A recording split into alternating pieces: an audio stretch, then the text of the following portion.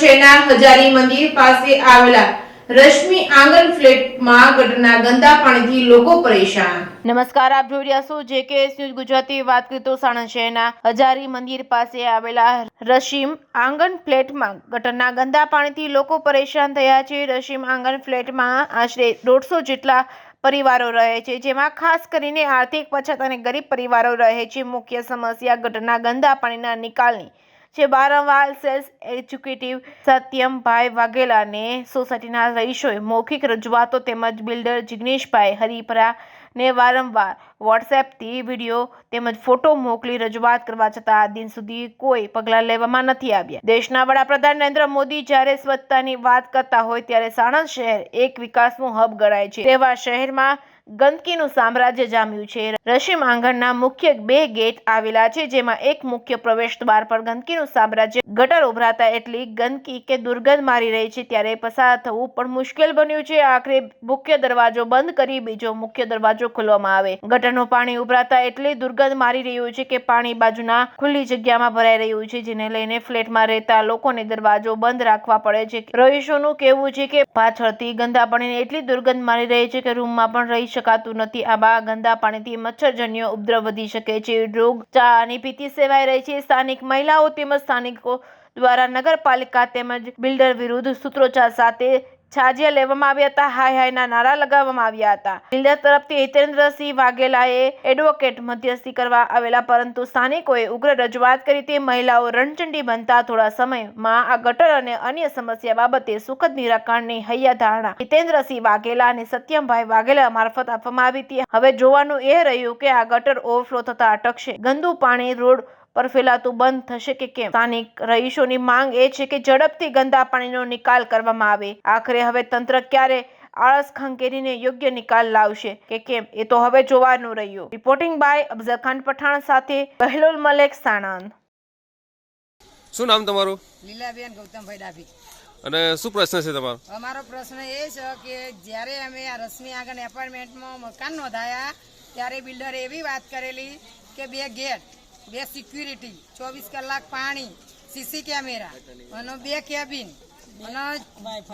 અને વાઈફાઈ સુધીની વાત થયેલી, બરાબર। 2017 થી 18માં અમે 5 વર્ષથી અહીં રહીએ છીએ, બરાબર। આ તમે જોઈ લો ગંદકી કેટલી છે। આ રજૂઆત અમે 6 મહિના વારંવાર કરીએ છીએ, એ જોવા નહીં આવતા બિલ્ડર કે ભાઈ રાખેલા। આમાં અમે કઈ રીતે રહીએ? કોઈને ડિલિવરી થઈ હોય, કોઈ ગયડા માણા હોય, કોઈ ચાલી શકતા ના હોય। તમે જોવા કેટલી ગંદકી છે, રોગચાળો ફાટી નીકળે તો અમારે શું કરવાનું? તમે આ વિશે કોને જાણ કરી? અમે જે એમને રાખેલા જે ઓફિસમાં હોય માણસોને એમને વાત કરેલી, તો આજ સુધી એ લોકોએ બિલ્ડરને વાત કરી હોય કે ના કરી હોય, પણ અમારી રજૂઆત કોઈ સાંભળતું નહીં। બિલ્ડરે તમને જણાવ્યું ખરું કે બિલ્ડરના અમે લોકો રાખેલા આશ્વાસન આપો। બિલ્ડરનું નામ શું કહે છે? જિગ્નેશભાઈ। તે શું કહે છે તમે વાત કરી પછી? એ તો અમને મળવા જ નથી આવતા ને, રજૂઆત તમારી સાંભળવા આવતા નથી। શું તમારું નામ અને આને હોદ્દો શું છે? Satyam Vaghela, cells executive. અને રશ્મિ આંગણનો આપણો શું હોદ્દો છે? Cells executive. અચ્છા, તો આ રશ્મિ આંગણમાં આજે જે આ લોકો હંગામો કરે છે, જે ગંદકી બરોબર, જે ગટર પાણીનો નિકાલ થતો નથી, તે બાબતે આપણે શું કહેશો?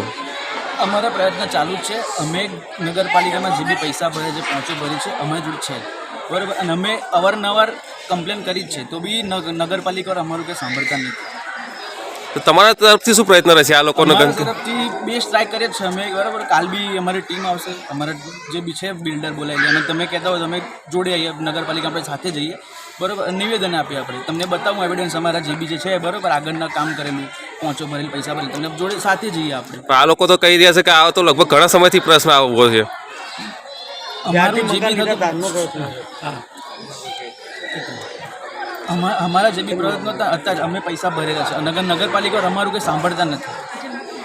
તમે કહો નગરપાલિકા સાંભળતા નથી, રહીશો એમ કહે છે કે અમે બિલ્ડરને ઘણી વાર રજૂઆત કરી, બિલ્ડર અમારું કંઈ સાંભળતા નથી। બિલ્ડર સાંભળે જ છે સાહેબ। બિલ્ડર સાંભળે જ છે. બિલ્ડર અત્યાર સુધી જે બી પ્રયત્ન હતા ગટરના જેટલી વાર કર્યા ને જ છે પ્રોબ્લેમ સોલ્વ એ લોકોને બધા. કેમ કે અત્યારે જે મહિલાઓ એવું કીધું કે અમે આ અંગે અમે ઘણીવાર બિલ્ડરને ઘણીવાર રજૂઆત કરી છે પણ બિલ્ડર હજુ સુધી જોવા પણ આવતા નથી. અને આમ તમે જુઓ કે કેટલી ગંદકી છે અને બાજુમાં ખેતર આખું ભરી ગયું છે. આપણે અભી એટલો ટ્રાય કરીએ છીએ કે કાલે હું મારા સાહેબને બોલાવું, સાહેબ આવશે અહીંયા. આપનું સાહેબનું નામ શું અને જિગ્નેશભાઈ હિરપરા.